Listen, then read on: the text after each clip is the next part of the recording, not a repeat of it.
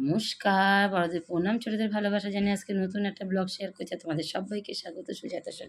আশা করি তোমরা অনেক অনেক ভালো আছো, আমরাও ভালো আছি। আজকে বর্ষামুখর দিন, খুব সুন্দর একটা ওয়েদার। কিন্তু এত সুন্দর ওয়েদার হলেও কি আমাকে ঘুমিয়ে থাকলে হবে না, ঘুম থেকে সকাল সকাল উঠতেই হবে। কেননা আমি যে বাড়ির বউকে আরও দেরি করে ঘুম থেকে উঠলে হয় না। আর তার মধ্যে একা সংসার, হেল্পিং হ্যান্ড কেউ নেই, না শাশুড়ি মা না কেউ আছে। সেই কারণে সকাল সকাল ঘুম থেকে উঠে আগে ব্রাশটা সেরে নিলাম, বাসি ঘরটা ঝাড় দিয়ে নিলাম, নিয়ে তারপরে আর যা যা কাজ আছে সেগুলো করব। দেখো এখন মোটরে জল নেই, আর অন্য কাজগুলো করতে পারবো না, তাই দিদিকে বললাম মোটরটা ছাড়ো একটু।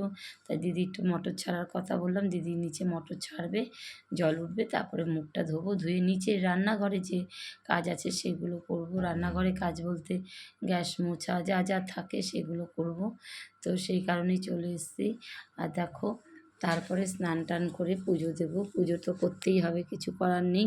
রান্নাঘরে এসে রান্নাঘরের কাজ টাজ করে স্নান টান করে পুজোটা দিয়ে নিতে হবে, নইলে ওইদিকে দেরি হয়ে যাবে।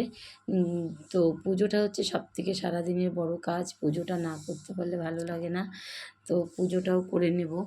তারপরে আরও যে আনুষঙ্গিক কাজকর্ম আছে সেগুলো করতে হবে, কেননা পুজো না করতে পারলে ভালোই লাগে না। পরে আর সময়ও হবে না, হুটোপাটার কাজ লেগে যাবে। আর এঁটো কাটা ধরে রান্নাঘরে সমস্ত মাছ টাছের ছোঁয়া করে ঠাকুর ঘরে ঢোকা যায় না। যাই হোক, এই হচ্ছে ব্যাপার। তারপর দেখো স্নান টান করবো, করে ঠাকুর ঘরে আসবো। দেখো বন্ধুরা, স্নান টান করে আমি ঠাকুর ঘরে চলে এসেছি। ঠাকুর ঘরে এখন পুজো দিচ্ছি, ঠাকুর পুজো দিয়ে তারপরে অন্য কাজ করব। এদিকে আরতির থালাটা সাজিয়ে নিয়েছি। আমার আরতির থালাটা আমি থালার মধ্যেই রাখি, কেননা ধূপের ছাই পড়লে মাটিটা থেকে কেমন মুছতে গেলে জায়গা অসুবিধা হয়। ওইদিকে ঠাকুরের থালা সাজিয়ে নিয়েছি, গোপালকে এখন রেডি করছি, মানে গোপালকে পোশাক পরাচ্ছি। গোপালেরও স্নান হয়ে গেছে, আমার যেহেতু স্নান হয়েছে, আমার গোপাল সোনার স্নান হবে না, সেই কারণে গোপাল সোনাকেও আগে স্নান টান করিয়ে নিলাম। তো এখন পোশাক টোশাক পরাচ্ছি। জানো তো, আমার দুটো ছোট্ট ছোট্ট গোপাল, অনেক বড় গোপাল হলে সাজালে ভালো লাগে, সেরকম কিছু না। তো তারপরে রান্নাঘরে চলে এসেছিলাম, হাতটা আটকা ছিল তাই কোনো ক্লিপ নিতে পারিনি। তো এখন ওই যে ডাল সম্বাদ দেবো, তো মুসুরির ডাল হবে পেঁয়াজ দিয়ে। তো পাতলা করেই করি, ঘন ডাল কেউ খেতে চায় না। একদিন ঘন করেছি, বলে এগুলো কী রান্না করেছো। তো সেই কারণে পাতলা পাতলা মুসুরির ডাল হবে। আর বেগুন ভাজা হয়ে গেছে। দেখো তোমাদের সাথে শেয়ার করব কী কী করলাম, প্রত্যেকটা কিছুই শেয়ার করব। ডাল, মাছ, আর একটা আলু পটলের তরকারি, আর মুসুরির ডাল, আর আগের দিনে চিচিঙ্গা ভাজা ছিল, তোড় ছিল। এই হচ্ছে আমাদের দুপুরের মেনু। একদম সাদামাটা জীবনযাত্রা, খাওয়া দাওয়ার মানুষ সাদামাটা, কিছু করার নেই, যখন যেমন তখন তেমন মেনে নিতে হয়। এই ডালটা ঢেলেছি, সম্বারটা অল্প করে দিয়ে নিলাম, আর ওইদিকে ডালটা ফুটছে। তো এই বাটিতে ডালটা ঢেলে দেবো। পেঁয়াজের ডাল পাতলায় বেশ লাগে, হোটেলে যে পাতলা জলের মতন ডালটা করে না, ওই ডালটা খেতেও ভালো লাগে, তাই না বন্ধুরা? এই দেখো, এদিকে সব মাছ লাগবে না, যে কটা মাছ লাগবে আজকের জন্য সেই মাছগুলোই নেব। আর ওইদিকে দেখো আলু কেটে রেখেছি মাছের জন্য, মাছের ঝোল হবে আলু দিয়ে, কাতলা মাছ আমাদের একটু বেশি করেই নিয়ে আসে। 2-3 দিনের মাছটা বেশি করে নিয়ে আসে, কেননা বলো তো প্রত্যেক দিন তো বাজারে যাওয়া যায় না অত সকালে, সেই কারণে। তো মাছগুলো একটু নুন হলুদ মাখিয়ে নেব। তারপরে তেল এদিকে গরম হচ্ছে, কড়াইটা গরম হওয়ার পরে তেলটা দেব।